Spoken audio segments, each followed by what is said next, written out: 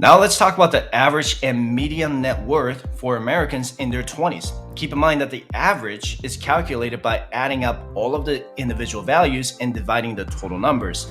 The median is calculated by taking the middle value out of the set of data. So, for example, if I have 50,000, 100,000, 150,000, 200,000, and 250,000 in net worth between 5 people, then the median value is going to be $150,000. But anyway, according to the data from the survey of consumer finance from the Federal Reserve, for people between the ages of 18 and 24, the average net worth is about $28,000 and the median net worth is $8,000. If your net worth is over $435,000 and you're between the ages of 18 and 24, then you are considered in the top 1%. Let me know in the comment section down below if you're one of them and what you do for a living. For people between the ages of 25 and 29, the average net worth is $49,000 and the median net worth is way behind at $7,500. If your net worth is over $606,000 and you're between the ages of 25 and 29, then you're considered in the top 1%. Now, this is completely understandable for people in their early 20s or mid-20s. They're either in college or just starting to work in the new career of their choosing. That means they're gonna have more debt and less money in savings. They're not gonna have a lot in their 401k, Roth IRA, or some other investment accounts.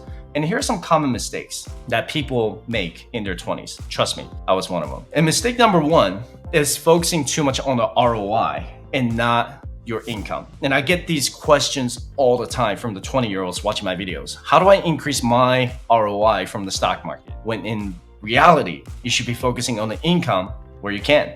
If you invest $5,000 a year with a 10% ROI, that's $500 in earnings, right? But if you invest $10,000 a year with an 8% ROI, that's $800 in earnings. Your savings rate absolutely matters more than the average ROI. Don't focus on getting a 10, 15, or 20% return. Focus on how you can put more dollars to work in your investments. And mistake number two is focusing too much on buying assets and not avoiding liabilities. Look, a lot of people in their 20s, including myself, bought an expensive new car with a $400, $500, or $700 car payment each month, but at the same time, you want to buy stocks for your 401k, Roth IRA, or taxable investments. You can't invest 25% of your income if you still have $30,000 in student or personal loans. You can't invest 25% of your income if you carry a balance on your credit card every single month and pay 28% interest on it. If you have a bad debt, you need to prioritize that first before you even start investing. And mistake number three is lifestyle inflation. Guys, this is such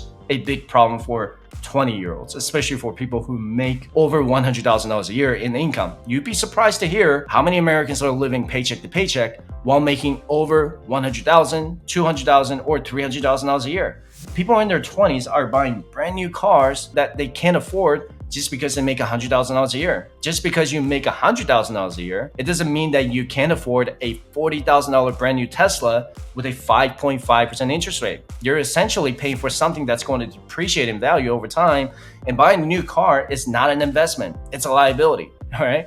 And people in their 20s choose to buy a house when they can't afford one. The common mistake is that they don't realize they're gonna pay over 30, 40, or even 50% of their take-home income to their mortgage payments, property insurance, HOA, and homeowners insurance. I totally get that renting is a waste of money. I get it. But if you buy a house that costs you almost half of your income, you're not gonna have any cash flow to invest any money on the side. It's almost impossible. You have to learn to minimize your housing, transportation, and food expenses while you're in your 20s so you can maximize your investments. And mistake number four is not realizing how time is so valuable in your 20s. This is the classic instant gratification versus delayed gratification. And instant gratification is the feeling of having a positive result right away. One of the examples is buying a TV that's supposedly on sale, but you don't have the money to pay for it. So you decide to take out a debt to pay for it. An example of delayed gratification is prioritizing long-term investments over short-term spending. The amount of money you invest in your 20s will make a huge impact in your 40s, 50s, and 60s. It's hard to see it right now, but just ask those 40 and 50-year-olds. that what they would have done differently when they were in their 20s. And mistake number 5 is not taking enough risks. Now is the time to send out your resumes to multiple employers who may pay you 10, 15, or 20% of your current income. Don't be afraid of being rejected. And now is the time to start a business because you still have time to recover from a failure. You're not gonna have the time to recover from a business failure when you're in your 40s, 50s, or 60s. And now is the time to start investing in your retirement. You have the time on your side to have your investments grow exponentially over time. People who started late would do anything right now to go back in time to start investing in their 20s. And being in your 20s, you have the highest probability of retiring early in your 40s or 50s. Taking some risks now can be rewarding, but you're also gonna have time to recover from your losses.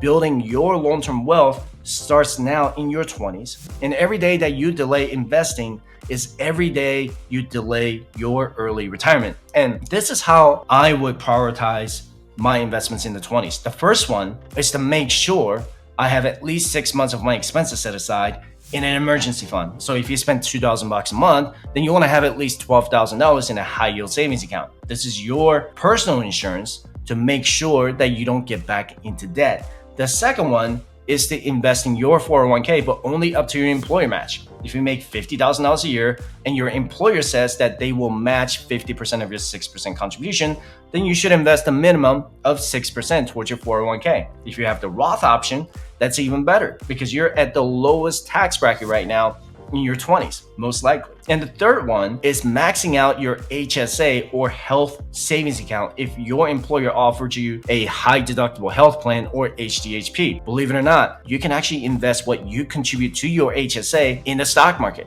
Did you know that? Let me know in the comment section down below. And I encourage you to check out my HSA playlist after watching this video. And the fourth priority is to max out your Roth IRA. This is going to be your tax-free income when you retire at the age of 59 and a half. Imagine having $3 million or even $4 million in your tax-free Roth IRA. That'd be pretty sweet, right? And you can check out my Roth IRA playlist linked in the description below. And the fifth priority is to max out your 401k or maintain 25% of your gross income going into your retirement. The 25% rule is there to make sure that you don't over contribute your retirement if you make less than $100,000 a year. The only exception is if your expenses are extremely low and you can afford it. And keep in mind that 25% is the combination of your HSA, Roth IRA, and 401k. So if you max out your HSA and Roth IRA already, you should only save up to 25% of your income towards the combination of your 401k, HSA, and Roth IRA. Once you have all of those accomplished, then the next step is to save cash for real estate. If you're looking to buy your very first home, you may have the option to just put down 5% or maybe even 3% towards the down payment. If it's your second home, then you need to work on saving for at least a 20% down payment for your second purchase. And if you're still in debt, you need to work on paying down your debt first, or you're not gonna have much room in your budget to invest in your retirement. And now is the best time to get your financial education. You can download all of my financial resources for absolutely free by visiting firesuccess.com/resources. Now you're gonna find my 401k calculator, net worth calculator, and other compound interest calculators on that website. You don't even need to submit your credit card information at all. Just your name, email, phone number, and that's it. And if you're curious about your eligibility to join my private client program, you can schedule a free 20-minute session with me by visiting firesuccess.com/coaching. Now I have several clients in their 20s who are doing really well with their finances because they understand the power of compound interest and the power of high savings rates.